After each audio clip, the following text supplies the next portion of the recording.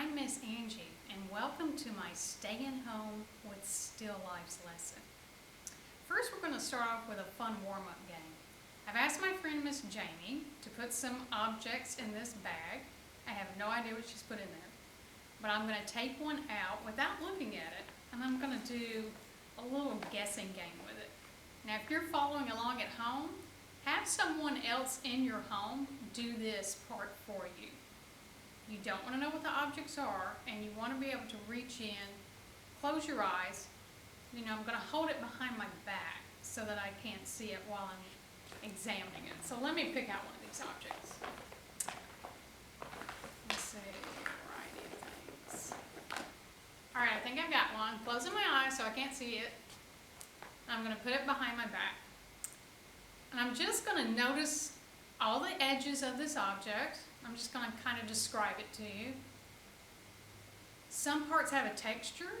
Some parts are smooth. There's a curvy part. There's some straight edges. Some parts are soft. Some are hard. It kind of feels like it might be metal, maybe. It's kind of long and skinny, or long and thin. It's got a skinnier part and then it gets wider.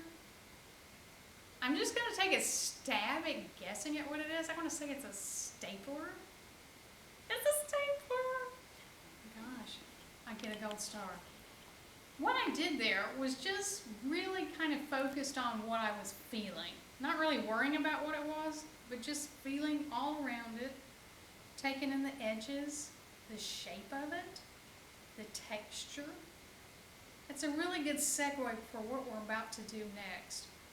Like I said, my lesson's called Stayin' Home with Still Life. And still life is a kind of art genre. So genres are different themes, so to speak, that artists can work within.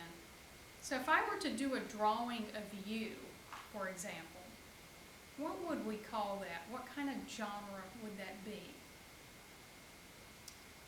If you said portrait, then you are correct. If we were to go outside to the park and draw everything that we see in the park, all the trees and the grass, the hills, the sky, maybe it's the animals that are there, what would we call that genre? If you said landscape, you would be correct. So today we're going to focus on still life. And what makes still life so cool is this is something you can do at home. And while we're all sheltering in place these days, this is a really fun activity to do. Now, why is it called still life? Well, usually it's an arrangement of objects. And lots of times it's one of the first compositions that an artist creates or an artist work from. I remember doing still lifes as a small child when I would go to art school or art class. So today we're going to look at a couple of still lifes by a couple of famous artists first, just to kind of get yourself used to the idea and the possibilities of what you can create at home. So Paul Cezanne, this first image, it's called Still Life with Picture and Fruit. Paul Cezanne was a 19th century French artist. And you can look this up online to get a little bit better image than what we've got here on the camera. But just notice everything you can notice about this particular image. Notice the shapes. Notice where you see line. Notice the size of things. And just describe it out loud to yourself. Look at the color. Look where things are placed. So look at the farthest back part of the image. Look at the things that are closest to you.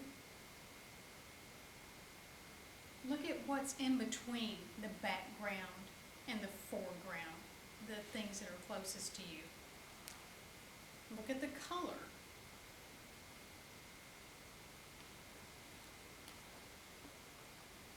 Next image is by an American artist. Her name is Georgia O'Keeffe. She's from the 20th century. So again, do the same kinds of things here. look at this image. Notice everything you can notice about this particular image. This is from her series called Apple Family. And again, you can find this image online where you can see it closer.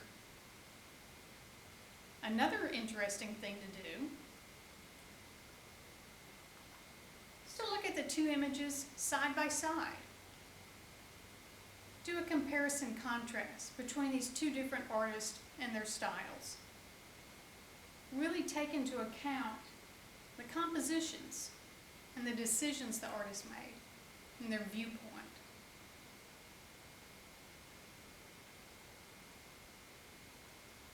There are lots of other artists that you can check out online. Some of the other artists that I like to look at their still lifes are Henri Matisse. He's a French artist. Mary Fedden, she is an artist from Britain. She passed away in 2012, so she's a 20th century, 21st century artist. Vincent van Gogh, look at some of his still lifes. Rembrandt, look at Rembrandt's still lifes. You'll see a much different style of painting from the 16th and 17th century.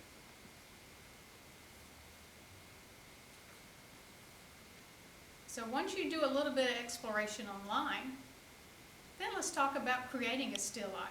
So in my next video, I'm going to set one up for you and we'll draw that.